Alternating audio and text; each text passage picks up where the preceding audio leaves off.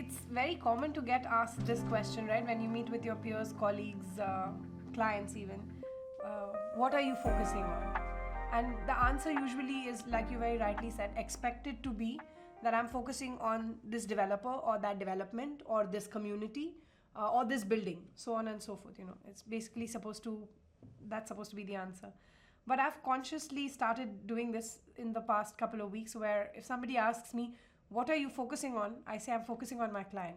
I do genuinely want to see a change in terms of, when you say I'm focusing on my client, then you're focusing on finding a product for your client as opposed to finding a client for your product. And I do want to see that shift, that change come. Not in the wider market, like I'm too small for that, but at least in my own way of working. I think that is what promotes us to do quality selling over quantity selling. I don't really care about selling 15 apartments in one building or half a building. I would rather focus on selling 5 apartments in that building, but those are 5 apartments that those clients really wanted to buy, or it fits their buying requirement. See, realistically also what happens is when you engage in this, right, that what are you focusing on, where you pick a project to work on and then you extensively work on that project, then you are entering a rat race, because the project launch is supposed to be, say, 2 weeks later, and all the agents of Dubai, including yourself, are in a race to get the maximum number of units at launch day. And then you work on that client and you get him ready to make a choice. And then it hangs in a balance, right? That either you get a unit or you don't get a unit on the day of the launch. So one of the biggest challenges that I've seen with my clients, rather, is the fact that as an investor, when you have the money and you want to invest, but you don't have the expertise of how that market works or how the dynamics of that market works, what most people tend to do is they check the macros of the market, meaning how the market is performing. Okay, Dubai real estate market has been growing steadily for the past 2 years, so it's a good time to invest in Dubai.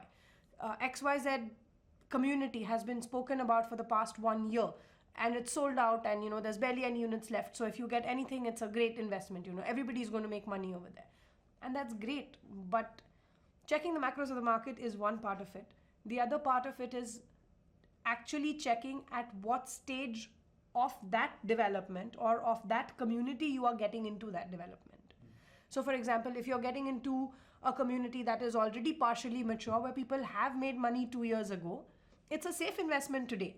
But don't expect that your rate of return will be as much as somebody who invested 2 years ago, right?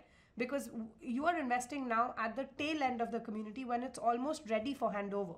So finding the right time to invest in any community or any project is more important than trying to time the market.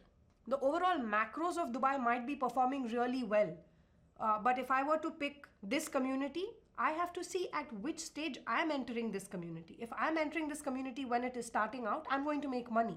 But if I'm entering this community when 80% of the community is already sold out, people who had to make serious money have already made it in those 80% buyers. So I'm going to be one of the last 20% buyers. So Dubai might be performing really well, but is this community going to perform really well for me? I guess that's the question that you need to ask yourself. So I guess one of the things in sales is to find out what the client actually wants, not what he says he wants, right? If that makes sense. So I guess, you ask questions, you ask the right kind of questions, you ask them in the right manner, at the right time, in a right setting, and then you establish your client's needs.